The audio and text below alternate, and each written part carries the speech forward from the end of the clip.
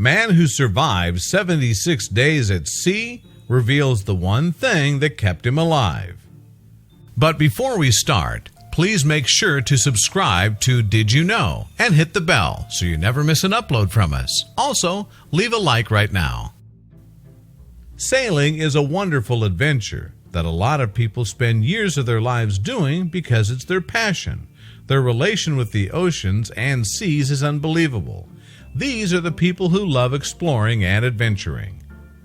Sure, life on the open sea all alone might sound peaceful and serene, but it's not something anyone should try without considering the issues that could arise. Should anything happen to you, your chances of survival are slim. But Steven Callahan didn't really care about all the risks that he would face alone in the large isolated sea. That's why he survived after struggling 79 days while sailing alone. In 1981, following a divorce from his wife, Steven Callahan had an ambitious idea: to sail around the world in his 21-foot boat, the Napoleon Solo. Fitting, given the name of his vessel, he decided to undertake this journey all alone. So his adventure started from Newport, Rhode Island, to Bermuda. From there, he journeyed to England.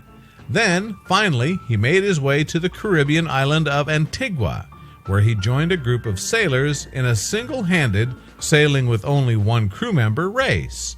But unfortunately, a stretch of bad weather caused serious damage to the Napoleon Solo and forced Steven to drop out of the race. Fortunately, though, he was able to repair the boat and continued on his journey shortly thereafter. He went on through Spain and Portugal and came out near Madeira and the Canary Islands. Weather is the hardest factors in sailing. That bad things started on January 29, 1982. Just a week later, when Steven left the last place he passed by, he lost his beloved Napoleon Solo miserably because it crashed into an unknown object. It could be a rock or a whale maybe. He was obliged to let his Napoleon Solo there because there's still no way to fix it, and took off in a lifeboat. The accident happened in the middle of the sea away from any source of help. He didn't have any way of survival. No food, no clothes, nothing. With few resources at his disposal, he quickly developed a means to procure food. He mostly fished and ate triggerfish, but he occasionally hunted for birds as well. Still, he had no way to cook the food and was forced to eat everything raw. Luckily, he grabbed a pair of solar stills, which allowed him to distill drinking water, before he abandoned the Napoleon Solo.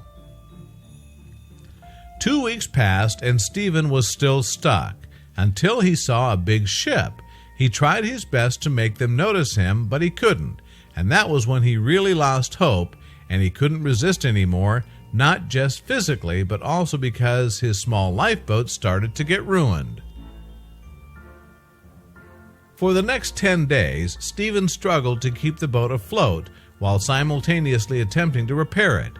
By the time he had been lost at sea for a whopping 74 days, his chances of survival looked more and more bleak. Hopefully, and after these couple of months, Steven was lucky enough to survive. He could have seen what he believed to be lights on the island of Glanat.